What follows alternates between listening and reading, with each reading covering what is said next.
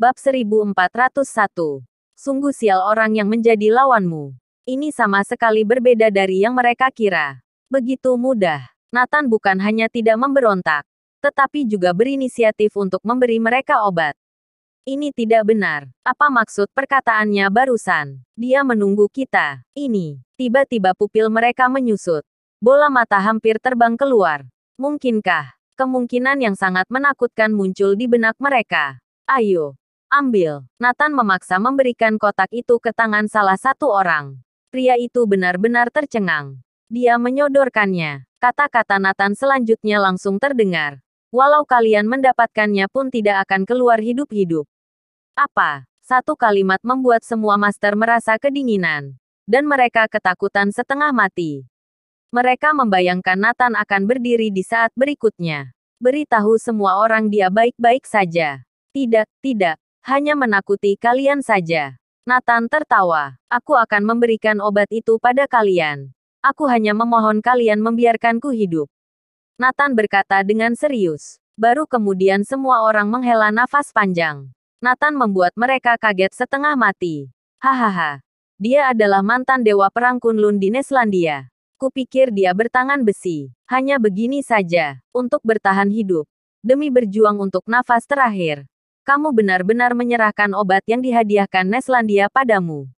Hanya demi sebuah gelar. Neslandia adalah sekelompok pengecut. Tidak ada yang benar. Nathan Clark hanyalah sampah. Dewa perang Kunlun adalah lelucon. Mendengar Nathan menukarkan obat untuk nyawanya. Semua orang sangat gembira dan mulai mengejek. Sebenarnya aku akan membunuhmu. Tapi kali ini aku tidak akan membunuhmu. Dewa perang Kunlun yang bermartabat sampai memberikan obat yang tak ternilai harganya demi bertahan hidup. Menghibur sekali. Jika masalah ini tersebar, aku ingin lihat apa Neslandia masih memiliki muka. Aliansi Revolusi Kebebasan berada di sisi berlawanan dari Neslandia. Semakin banyak hal seperti itu terjadi di Neslandia, semakin mereka berbahagia. Terutama Nathan yang memiliki status tinggi. Berusaha berjuang hidup seperti ini. Membuat mereka semakin puas. Nathan Clark, demi bertahan hidup, kamu berniat memberikan obatnya dengan patuh. Salah satu dari mereka bertanya sambil tertawa. Aku bersedia, selama kamu membiarkanku hidup. Aku bersedia memberikan obat itu. Nathan mengangguk, terhina. Hahaha. Sekelompok orang tertawa dan pergi membawa obat. Mereka tidak tahu. Nathan sedang menyeringai. Mereka jatuh ke dalam perangkap. Ini semua adalah rencana Nathan. Setelah melakukan begitu banyak hal, dia hanya menunggu orang-orang ini datang mengambil obatnya. Selama beberapa waktu ini, dia pasti tidak akan bertindak. Tidak perlu membunuh segelintir orang ini. Sebaliknya, itu akan membuat musuh siaga. Juga akan membongkar kondisi Nathan. Aliansi Revolusi Kebebasan akan langsung tahu Nathan telah pulih. Tidak sepadan dengan apa yang dia dapatkan. Jadi dia berinisiatif memberikan obat kepada mereka. Dengan menelusuri dan mengikuti orang-orang ini Nathan akan mengetahui siapa yang ada di balik layar sebenarnya. Mereka tidak menduga akan diikuti begitu mereka meninggalkan villa. Saat ini, Raja Seon Utara masuk. Tuan, semua berjalan dengan baik.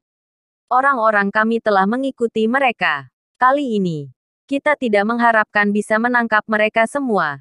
Tapi semestinya menangkap beberapa bos besar mereka tidak akan menjadi masalah. Nathan tertawa. Oke, lanjutkan. Jangan sampai kehilangan jejak. Kita tunggu jaring ditarik. Sesuai yang diharapkan dari Paduka. Tidak hanya kekuatanmu yang luar biasa, tetapi rencanamu juga menakutkan. Sungguh sial orang yang menjadi lawanmu. Raja Seon Utara tertawa. Sekelompok orang yang baru saja pergi dalam suasana hati yang baik. Mereka menuju Eletas dengan penuh kebanggaan. Ketika seseorang merasa bangga, kewaspadaannya akan turun drastis. Mereka tidak tahu bahwa mereka sedang diikuti. Dan di tubuh mereka telah terpasang alat pelacak mini. Setiap gerakan mereka berada di bawah kendali Nathan. Bab 1402. Nathan Clark berkhianat untuk keuntungan diri sendiri? Aksi kali ini, Nathan pergi sendiri. Mengikuti pelacak, mereka datang sampai ke Elethas. Kelompok itu datang ke markas rahasia Elethas. pemimpin yang bertanggung jawab atas misi ini memakai topeng berbentuk macan hitam. Apa misi berhasil? Macan hitam tidak bisa menahan diri untuk bertanya.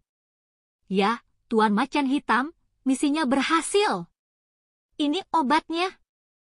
Pria itu menyerahkan kotak itu. Bagaimana dengan Nathan Clark? Apa kamu membunuhnya? Tanya Macan Hitam. Nathan Clark tidak dibunuh, Tuan Macan Hitam. Dengarkan penjelasanku. Setelah mendengarkan, Macan Hitam juga bersemangat. Benarkah? Dewa Perang Kunlun yang bermartabat bersedia memberikan obat demi nyawanya? Hahaha. Ya, karena dia melakukan itu, kami tidak membunuhnya. Tuan Macan Hitam, apa kamu tahu? Nathan tidak hanya menawarkan obat itu, tetapi juga memberitahuku kata sandi kotak itu. Dia benar-benar takut mati. Macan Hitam tersenyum. Oke, sebarkan masalah ini secepat mungkin. Aku ingin Neslandia mengetahui bahwa Dewa Perang Kunlun membuang martabatnya demi nyawanya. Baik, mengerti. Selain itu, kirim obat itu ke markas secepatnya. Pemimpin dan Pangeran William masih menunggu. Perintah Macan Hitam.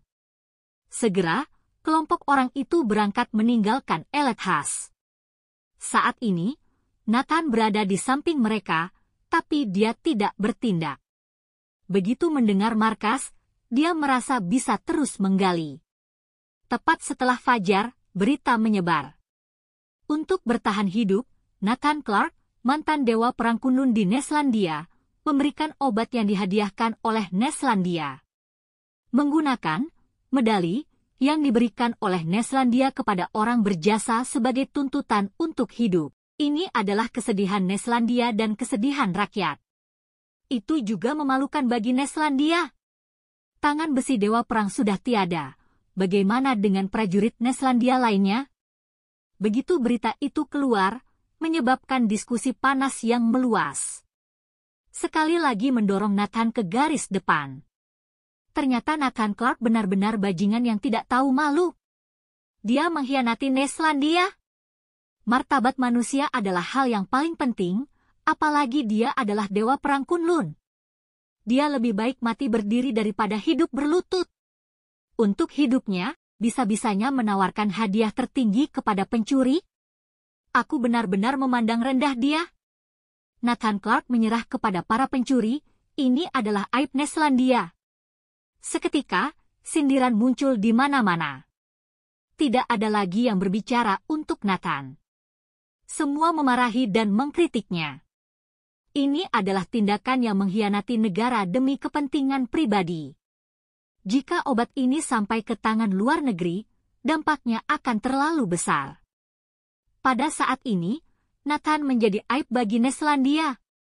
Ada juga orang yang membawa suara, menetapkan Nathan sebagai pengkhianat. Nathan telah mencapai titik di mana dia tidak bisa kembali. Mungkin jika bertemu dengan orang di jalan, dia akan diludahi sampai tenggelam. Lebih menakutkan dari menjadi tikus jalanan. Berhasil menghancurkan citranya yang baik dan merusak reputasi Neslandia. Luar negeri mulai bersorak. Mereka semua bertepuk tangan. Banyak negara atau kekuatan yang mengeluarkan pernyataan bersedia menerima Nathan, karena Nathan adalah teman mereka. Ini sama saja dengan menghukum mati Nathan sebagai pengkhianat. Sulit untuk dibersihkan kembali. Setelah Nathan mendengar kabar tersebut, dia hanya tertawa. Aliansi Revolusi Kebebasan dan Negara Warege memang kawanan berandal yang sama. Menyukai trik keji dan tercela. Aku tidak menyangka Nathan Clark akan berkhianat untuk keselamatan dirinya sendiri. Ternyata dia masih mempunyai obat lain. Sesama orang Neslandia, aku merasa malu.